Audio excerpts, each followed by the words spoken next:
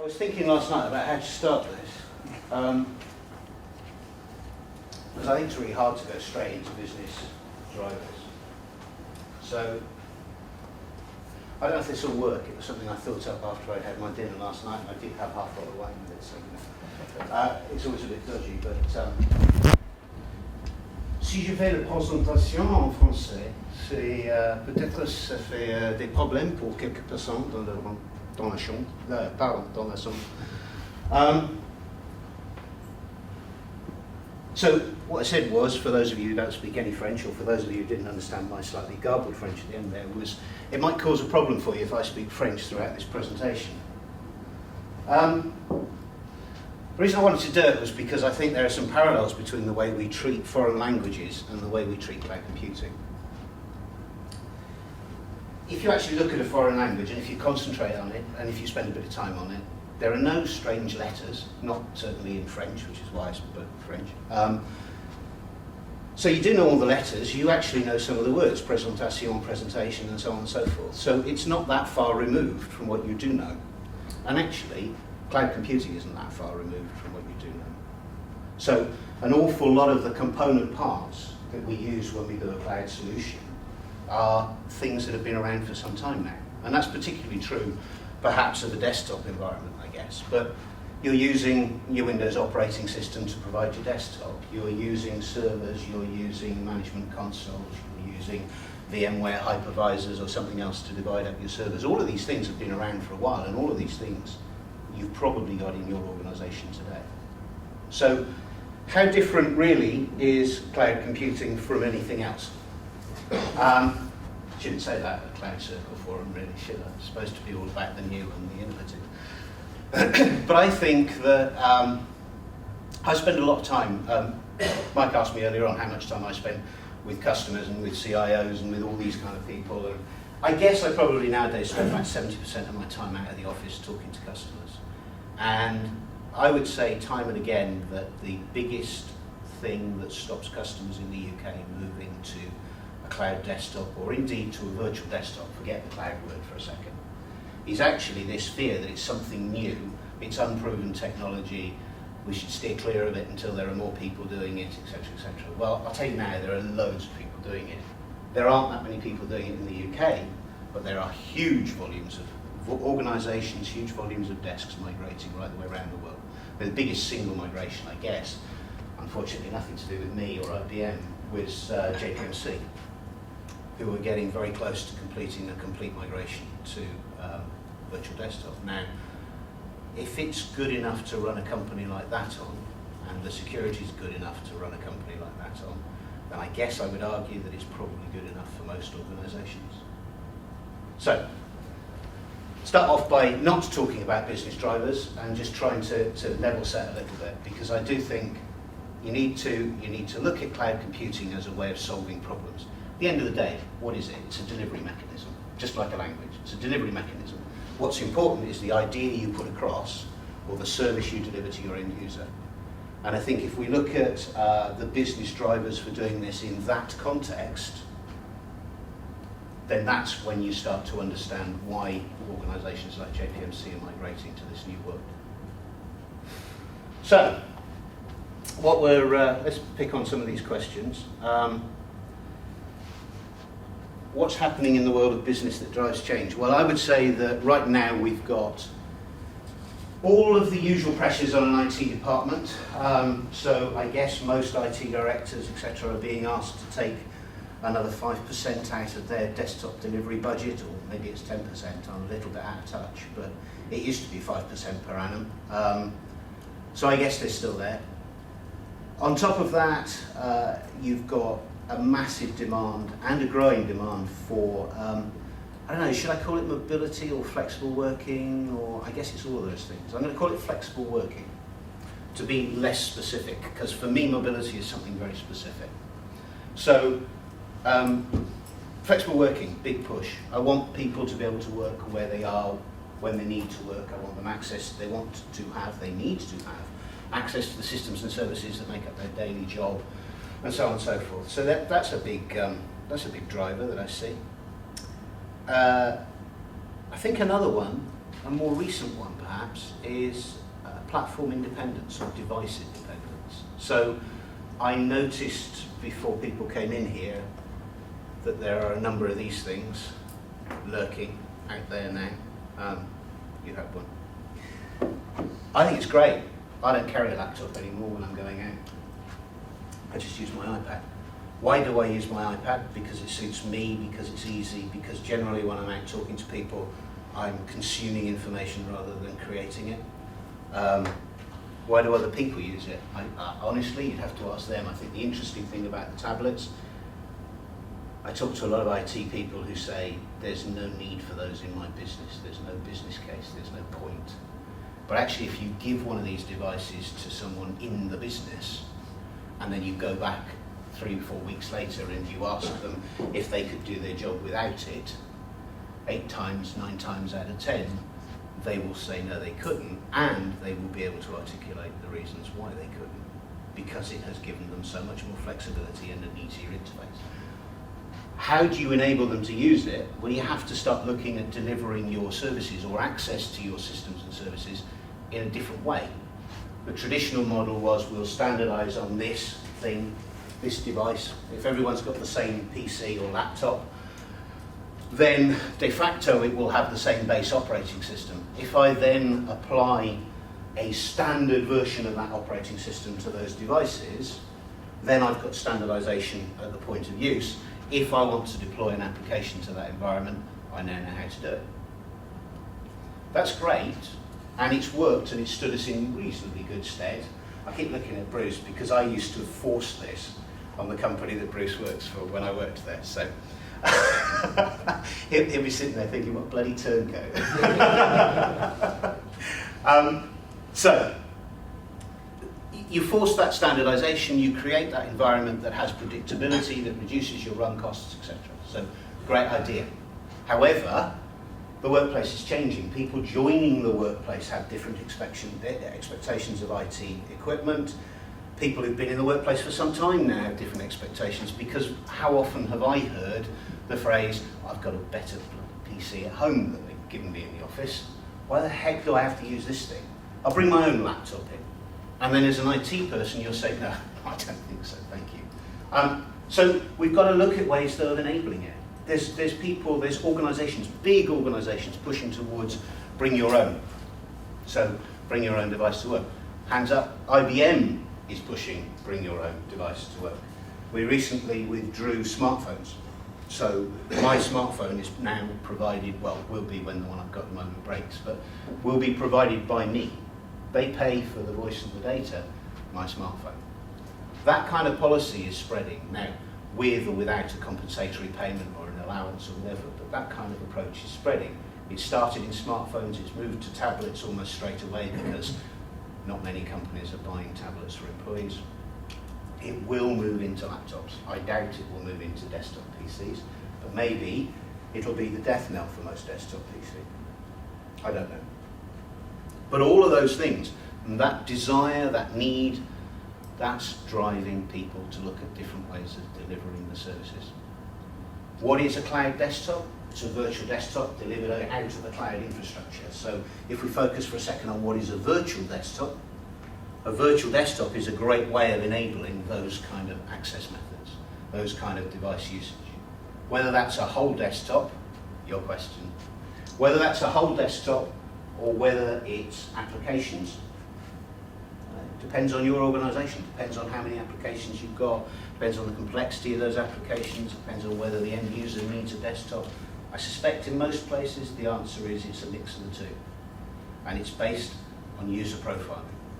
Just as the use of those devices will be based on user profiling. Whether that's an active exercise on your part to profile your users, or whether it's taking the brakes off and allowing users to bring their own device one way or another, that amounts to user profiling.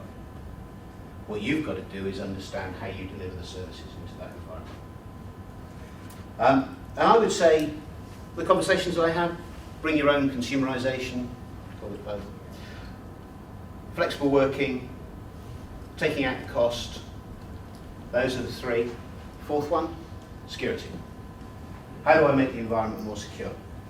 And that is kind of drawn into a sharper focus by the idea of bringing your own device. If I'm now going to let you access my corporate information from your end user device, in an ideal world, I don't really want you to ever have that information on that device, or I want you to have as little of that information on that device as is possible. Again, looking to virtualize, looking to move that stuff back so it actually gets run, processed, and therefore held and kept in the data center is an enabling technology. So what's cloud desktop? What's virtual desktop? It's an enabler for the other changes. It is not an end in itself, please. I'm fed up with people telling me that it's an end in itself. And usually my technical colleagues tell me that it's an end in itself. It's not. It enables you to deliver an environment and a set of services in a way that fits the needs of your organisations as we move forward. So, lecture over. Sorry. I really don't want to just stand here and lecture you, though I will if you don't shut me up. So, if you want to ask me some questions, just butt in, stick your hand up, whatever you like. Could you repeat those 4? No chance, I can't remember. Oh, Short term, no, I will, sorry. So the 4 are cost takeout, they won't be in the same order. Security, bring your own and consumerization, and flexible working. Sorry. I work for a local government at the moment. Costs are very much in focus. Everything you said there, I don't see how it reduces TCO on the standard desktop with the standard build, the standard packaging, and SCCM managing it. Show me. Kind of difficult stood here now. So how does it reduce cost? There's a number of things it does. So if you look at providing a device, you provide a device to someone, a desktop or a laptop PC, what's the average lifespan? And I know, okay, I took average lifespan, and I know some organisations sweat things for longer and so on and so forth. So Gartner reckon average lifespan for a laptop is 3 years, less if you put applications on it. Their words, not mine. They reckon that the average lifespan for a desktop is 4 years. Okay.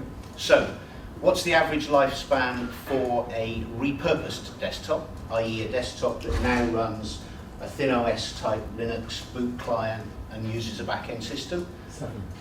It's about 7 years. What's the average lifespan of a thin client device? 7 to 10 years. In fact, the MTBF, mean time between failure for a thin client device, is 7 years. So its lifespan is longer. Will those devices need to be replaced during that period because of changes in the way we do things, because of changes in the power that we require, etc., etc.? Probably not. Not unless you buy the very, very, very most basic model, in which case, yes, it might. Although you could flip that around and say by buying the very most basic model, you offload every single thing that it does to some other part of your IT infrastructure. Therefore, it does virtually nothing apart from act as a device on the desk that you plug your keyboard and monitor into. So I don't know, it's a tricky one, but I think I would say for 7 years, it's unlikely you'd want to replace them. So there's one place. Having put a repurposed PC or having put a thin client on the desk, you're then going to consume less power. So repurposing a PC to make it a thin client device, you probably would expect to see something like, I'm trying to remember the numbers, something like 15 to 20% reduction in power usage for that device compared to what it was doing when it was a PC. If you move to a thin client device, you're looking at a device that uses about 20% of the power of a PC. So you're going to see a reduction there. And actually, I know you're going to put servers in the back end to run all of this, although maybe you're not, because maybe you're going to buy this as a service. Maybe you're going to go the whole hog on cloud. But actually, you still see a net reduction. I'm rusty. I should have looked this up before I started, but there was a report from Forrester, I think it was, a couple of years ago, in fact, probably three and a half years ago, that actually said if you take the net position, so the increase in power consumption at the data center, the reduction in power consumption at the desk, an organisation should see a saving. And bear in mind these would be out-of-date energy prices. Can I just interrupt you, because I agree with this guy, and a lot of the consultancy firms are out there can read papers that basically say that desktop virtualization does not save money. Okay. So, and your argument is very much around a profile of a company that people sit at a desk and they have a desktop. That's gone as far as a lot of businesses because everybody has a laptop these days and they're highly mobile and they're working So, from many locations. if you bear with me for a second, I was just talking about the power consumption, but I will talk about the other stuff. But you started talking about the profile of what they were accessing. Yeah. You left the users sitting at a thin terminal at their desk, but what is if they're not at their desk? So, okay, that's another, okay. So there are a number of areas that you can save money. And I know what the analysts say, but you can save money. There's an organisation in the States that took out 90% of its desktop support team. Not advocating that, but they did it. They saved money on their desktop support team. So there are a number of areas that you can save money. However, mobile workers have always been a problem in respect of virtual desktops. But are mobile workers a problem in respect of cloud services? I don't know. I mean, a lot of the services I use from an iPad, an iPhone, whatever, are actually cloud services. So, can I replicate that for my end users to allow them access to my systems? Absolutely, I can. Yes, I can do that. I can actually now offer someone with a laptop, I can give them to all intents and purposes, a cached virtual machine on their laptop. Great if it's a bring your own laptop, because now everything corporate runs in my virtual machine. Great from a management point of view, because I am still managing the whole lot as a single environment. I'm still managing a number of images stored centrally, updated centrally, etc. I'm pushing them out to the devices that my users have or use, or I buy for them, provide them. So you absolutely can enable an offline worker to use that virtual desktop. That's, up until 18 months ago, you probably couldn't. Technology existed, probably wasn't enterprise robust. I've seen customers do it, I know of customers doing it. It does work. Does it work for everyone? I'm not sure. Can I answer in a slightly different way? I mean, Yeah. well, I've worked with a number of our clients around the world, and I'd say until about 12 months ago, I don't think we'd successfully sold or advanced a client from anywhere beyond a proof of concept based on a TCO model. They just don't stack up. If you ask most of our sellers worldwide, I'm talking about IBM, I try not to go into sales mode, whether they've managed to use a TCO model to sell desktop cloud or virtualization, they would say no. I think there's started to be a change. This bring your own device and Windows 7 migration and rolling that all up into a business case, whether it's TCO, but those things are starting to move business cases. We've run successful business cases this year based on those type of numbers. I still think there's a challenge, and I think the most successful, and you talked about some of the big financial institutions, they have not done it based on TCO. They based it on a business driver, a business value, and they've built their business, the kind of model, the PR, the internal model around that. Some of them have done it on green, but they have not done it on TCO. So I'd recommend if you're looking at that as a vehicle to drive this through into your business, you're going to struggle unless you take a much more holistic view, which some organisations may not be able to do. One of the organisations I talked to said, look, let's look at what savings you're going to make if we take Windows 7 migration, roll that into the cost and say, look, we're going to save this amount because Windows 7 you can do it, overnight you can run, and they refuse to take that as a model within the costs of comparison of fat versus thin or virtual versus their existing environment. So, I think it's a valid point. Absolutely. I mean, one of four. I'm trying to answer the question about where you can take cost out. Does that generate a compelling case on cost reduction alone? I agree with Lawrence. It absolutely doesn't. But what it does do, and why it's important to understand some of the aspects of it, is to understand how it controls the cost, so that you are not presenting something which has three benefits and one, as we call it, a disbenefit. I'm not quite sure that's the right word, but one thing that specifically speaks against it. So the point is, can you do it in such a way as to control the cost so that the other three benefits stand up? Yeah, I genuinely think you can. I think the big challenge, and the analyst stuff I've looked at, the big challenge comes from the capital expenditure. So moving to a virtual environment where you buy all of the servers and you stand them up and put software on them, etc., that's a big capital expenditure. It's a big bubble of expense, if you like. You then have to work out how you're going to recover that expense over the next 3, 4, 5 years, whatever period you choose. So you have to be able to prove that some of the run cost elements are lower, so as that you control the effect of that on an ongoing basis.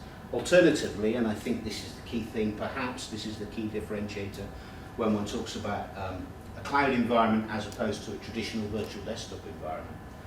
A cloud environment can bring with it benefits around that whole funding model. So, as an example, there are organisations, we are one of them, but there are others, who offer OPEX-only ways of delivering the desktop from a cloud environment. So by buying into the cloud, buying into the hosting infrastructure, you are not paying that CapEx bubble to set it all up.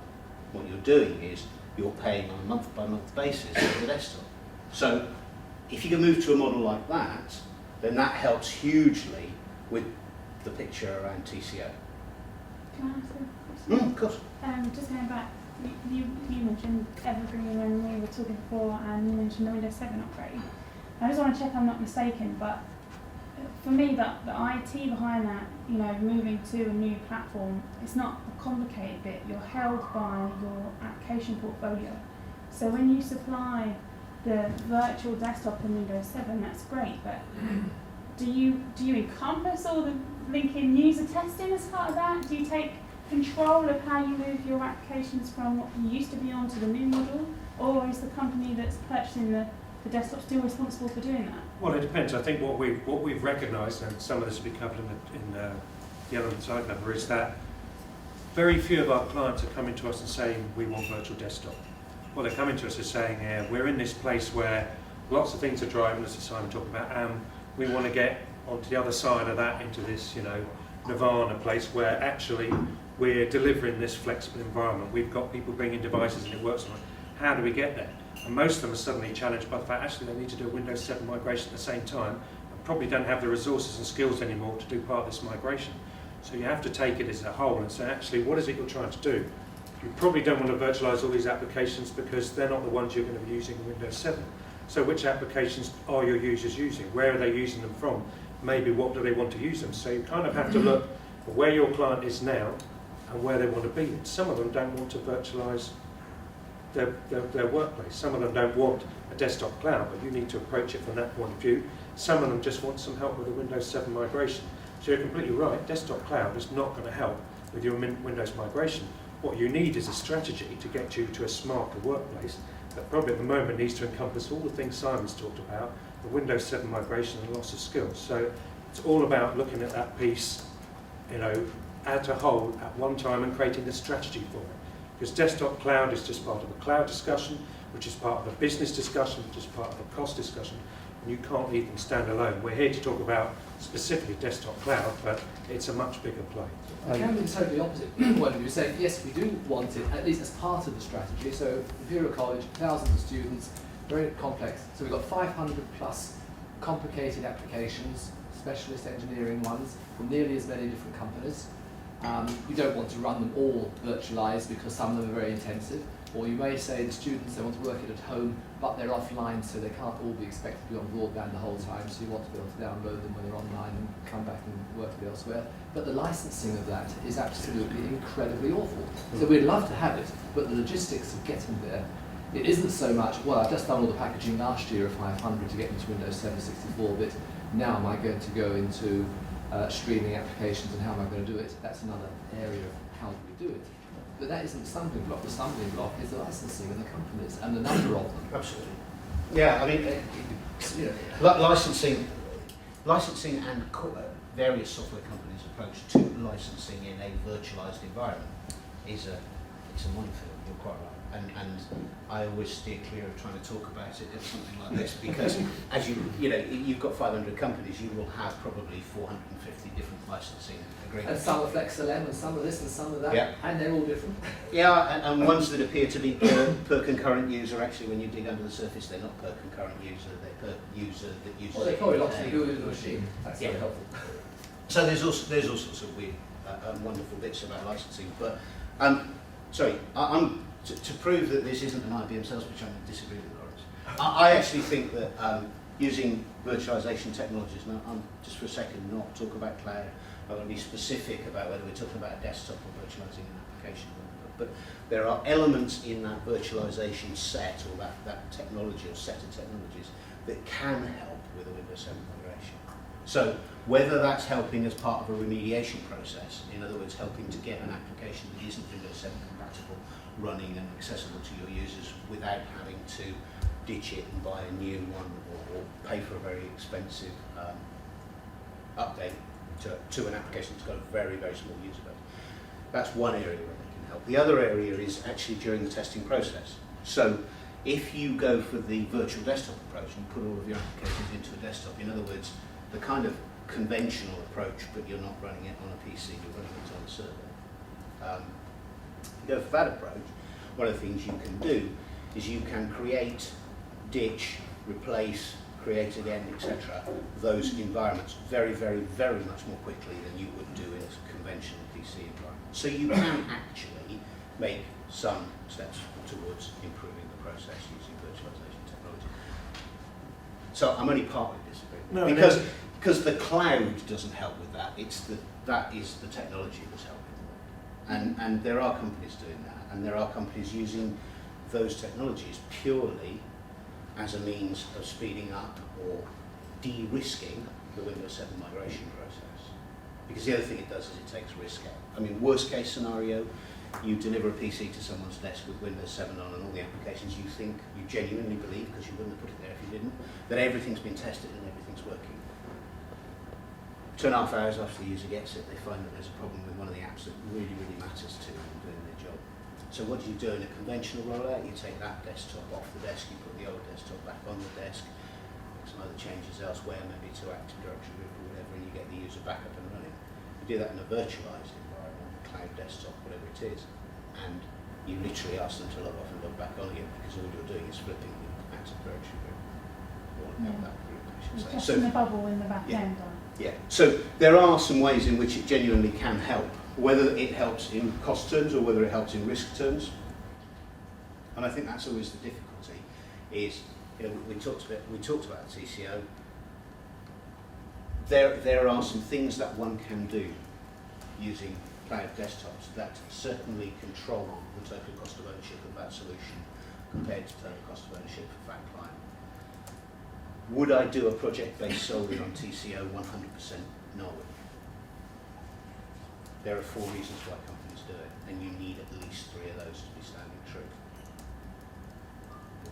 How am I doing on time? You've got about 7 minutes. Okay. Sorry. So this might not be a 2-minute. So we talked about, and I've heard about this a lot from Mal, because he knows much more about this stuff than I do. We talked about user profiling and knowing when it was right, when it wasn't right, understanding what applications your users need access to, kind of, you know, helps drive what segments potentially of the organisation that you move first and how you might phase moving your organisation to a cloud model. How do you do that when users are changing what they consider themselves to be every minute of every day? Well, I guess part of the answer to that is user profiling isn't a one-off exercise. So user profiling is a repeated exercise, or it is, in some organisations, in perhaps the best model, it's an ongoing exercise. So there are tools out there and available today that allow you to, if you like, virtualise the user.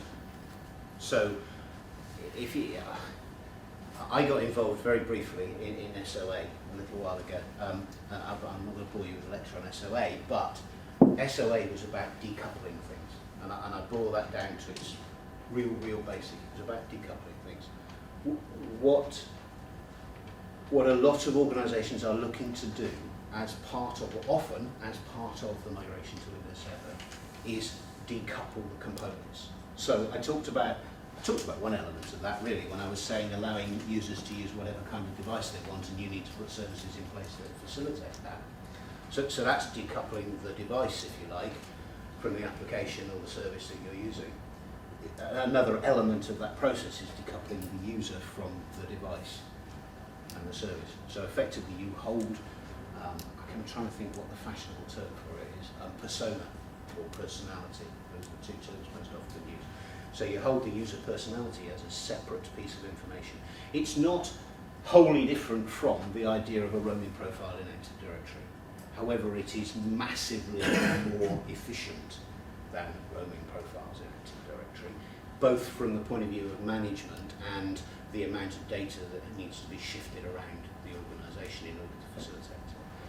So if you can hold your user personality as a separate piece of information, then what that means is that essentially a user can walk up to any device, FAP, bin, whatever, log on, and they will get the desktop or the applications that they're entitled to, and they will get their personality applied. And it goes across any device.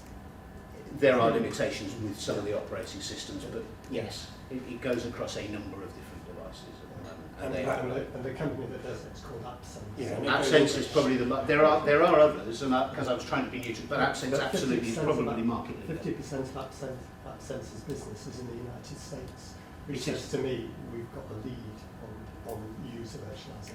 Curiously, AppSense though is based in the UK. No, it's an English company. Yeah. But yes, you're right. 50% of the business is now outside of EMEA. Yeah. We did that, we virtualised our user experience, and now they complain that log on takes too long. What did you use to virtualise it? A combination of Active Directory, AppV, so printers and stuff. No.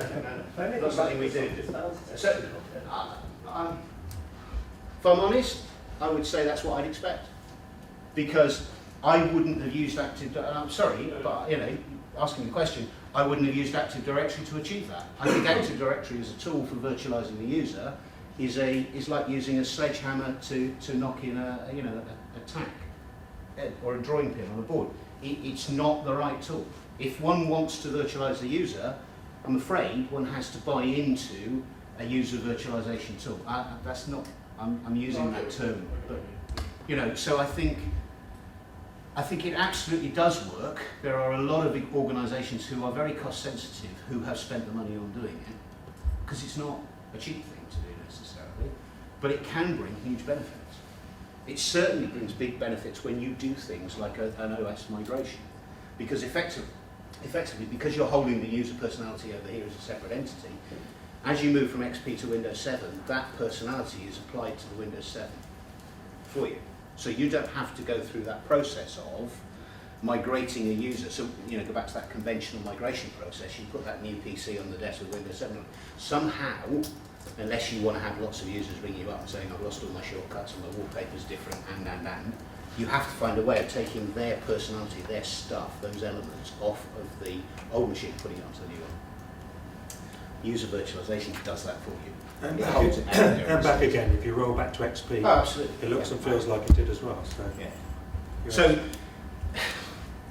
they're all parts of the picture, and I think that if you look at the kind of if you look at the big prize is that decoupling.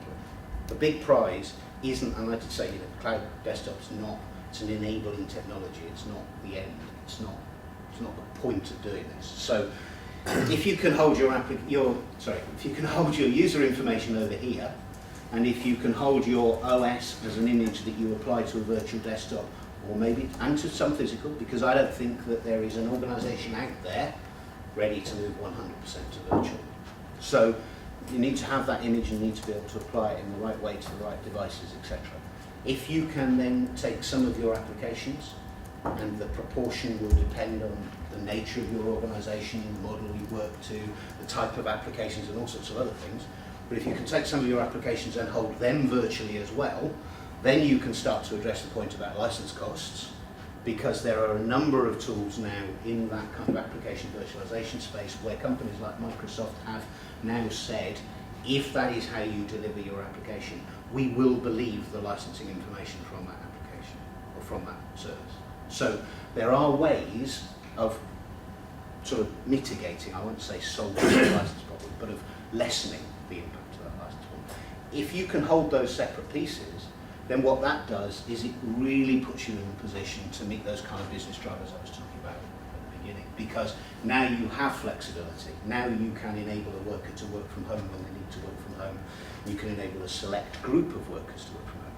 You can enable no one to work from home until you have a business continuity situation, and then you can enable anyone you want to work from home just by changing Active Directory settings or changing your LDAP settings or whatever it is. So you now have, by decoupling pieces, that's where you really get to the kind of new world situation for desktop.